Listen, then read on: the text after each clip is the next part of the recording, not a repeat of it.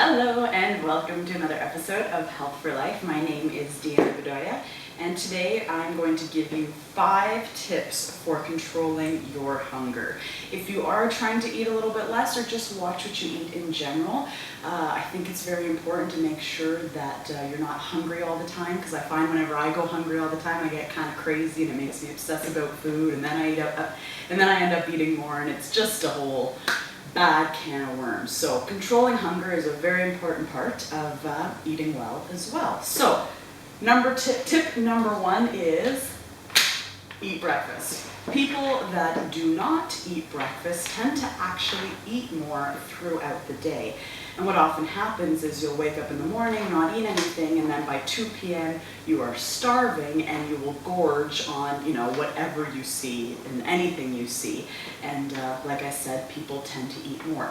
Another fantastic reason to eat breakfast is that it kickstarts your metabolism in the morning. Just even eating something small really does help that out. So that can help you watch your weight and control your appetite. Number 1, eat breakfast. Seriously, like anything, just eat something for breakfast. Preferably healthier, preferably some fruits and vegetables in there as well.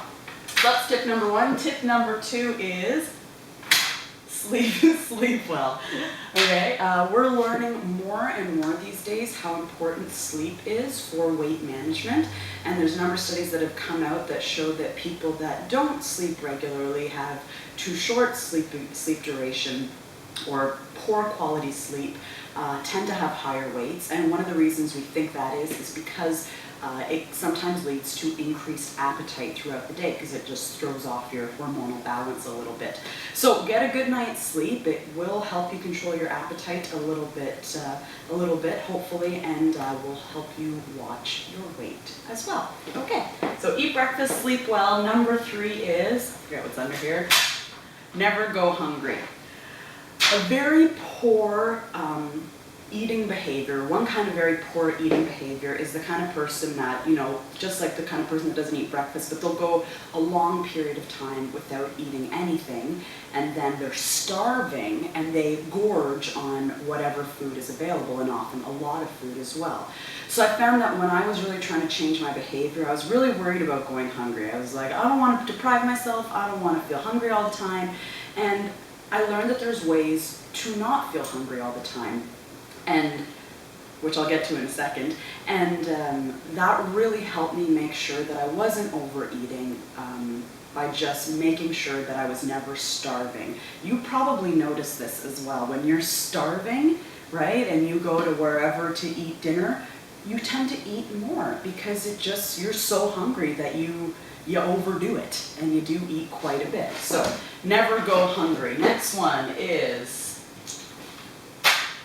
eat smaller meals throughout the day. That's a good tip as well.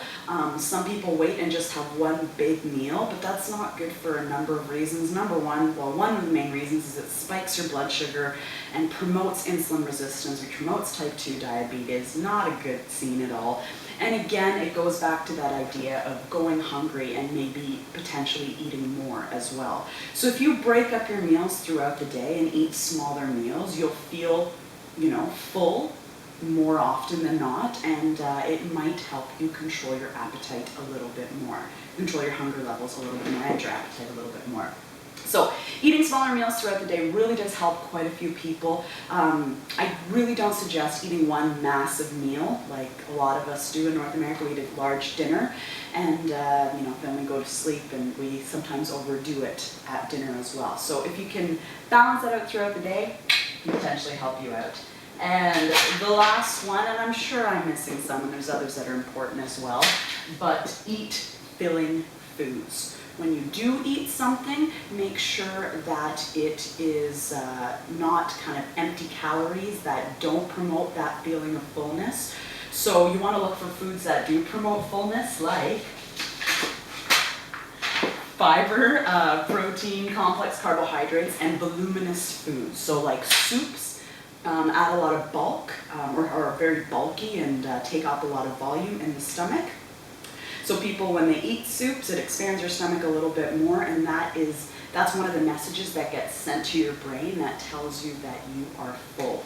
So Filling foods, voluminous foods, that often helps. Fiber is filling. Fiber has a lot of great things besides the filling nature of it, but it does promote that feeling of fullness. Protein also, and mixed meals. So if you can eat a meal with not just carbohydrates, but carbohydrates, some fats, some proteins, vitamins, minerals, water in there as well, that promotes a feeling of fullness more as well, which might control how much you do eat. And complex carbohydrates as well are another thing that we find that are very filling for a lot of people, help them control how hungry they are on a regular basis. So eat breakfast, sleep well, never go hungry, eat smaller meals throughout the day, and eat filling foods. And okay, I'm going to give you one more. Eat slowly as well. People that eat really quickly don't give their body enough time to send the message to their brain that they're full. It takes about 20 minutes. So do eat a little bit slower. I know we live in a society where it's, go, shoving food down your throat, but that's not promoting fullness and might promote overeating. All right, so here's to your health. Take care, don't overeat, but don't go hungry either. Food should be enjoyable. You should like doing it and should like eating and enjoying good foods. We just gotta find ways to regulate our hunger so we don't overdo it. And we gotta do some other things too, but that's just one thing. All right, here's to your health. Have a great day. Go Canucks go, and I'll see you next time. Take care. Bye-bye. See ya.